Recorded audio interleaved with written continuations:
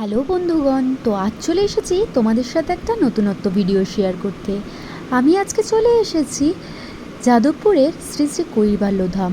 অনেকে এটা রাম ঠাকুরের আশ্রম বলে চিনে থাকেন। তো চলুন আজকের ভিডিওটা শুরু করা যাক। তো অ্যাকচুয়ালি এটার হিস্ট্রি জানতে হলে জানতে হবে রাম ঠাকুর কে ছিলেন। তো তিনি ছিলেন রামচন্দ্র চক্রবর্তী। জন্মগ্রহণ করেন 1860 দোসরা ফেব্রুয়ারিতে।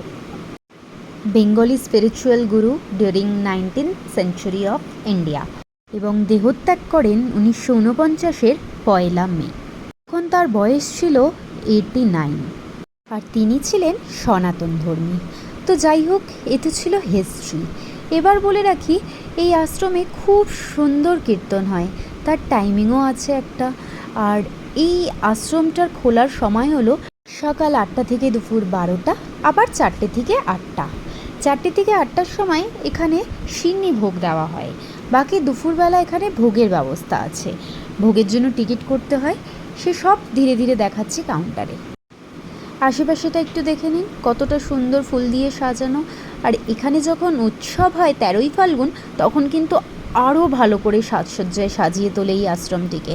তখন অবশ্য দীক্ষাও দেওয়া হয়। আমি অবশ্য দীক্ষিত।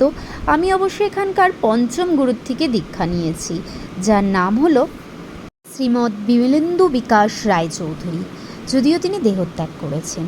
তো এই আশ্রমে দীক্ষা নেওয়ার কিছু নিয়মাবলী আছে, তবে বিশেষ কোনো রেস্ট্রিকশন নেই। তোমরা যারা নিতে চাও তারা খোঁজ নিলেই ওনারা বলে দেবে কি নিয়মাবলী বা কবে পাবে। বিশেষত 13ই ফাল্গুনে এখানে দীক্ষা দেওয়া হয়। দেখো, এদিকটা একটা ছোট বাগান আছে, এখানে বহু রকম গাছ, আর শীতকালে এলে তো ফুলে পুরো ভরে যায় বাগানটা। এই যে এদিকটা দেখছো, এদিকটা টিকিট কাউন্টার। বাকি তার সামনেই রয়েছে শ্রী শ্রী কৈবল্য ধাম। দেখতেই পাচ্ছ এখানে সবাই লাইন দিয়েছে, কারণ ওখানে হচ্ছে এখন কীর্তন। একটু পরে কীর্তন শেষ হবে, আর তারপরে এখানে ভোগ বিতরণ হবে। ভোগ বিতরণের কিছু নিয়ম আছে। যদি কোনো দিন কারোর এখানে কোনো প্রোগ্রাম থাকে, তবে অনেকেই টিকিট ফ্রি দিয়ে থাকে। নচেত আপনাদের এখানে টিকিট কাউন্টার আছে, এখান থেকে আপনাদেরকে টিকিট কিনতে হবে। বিভিন্ন প্রাইসে থাকে। লাস্ট যখন আমি গিয়েছিলাম 60 রুপিস পার টিকিট ছিল। হ্যাঁ, পুরো পিওর ভেজের ভোগ এখানে দেওয়া হয়। খুবই ভালো লাগে খেতে, মন খুব ভরে ওঠে।